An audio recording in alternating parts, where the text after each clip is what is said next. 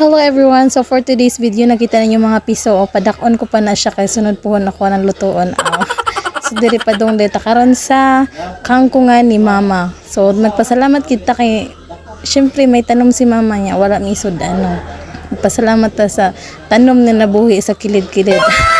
So guys, muni siya guys no daghan kay siya diri kangkong. So kung kasi ganahan po dito mo bakal og kasi mga yo asi libre na lang ni diri basta mo ari ra mo guys. Manghatag ra mi butok-butok nang gininoon. So karon kay damo jud siya as in. So kay ako ra man ang kanaang porsigide na manguha jud diri.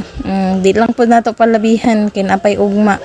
Makakaon pa ta pagkasunod adlaw. Tas pagkahuman guys, pansin ninyo dira guys, healthy kaayo. Syempre naara sa balay karon kay atoa na siyang time to luto. So ato na siyang hugasan pag man natog hugas. So ayan na niyo tagda dira ang background.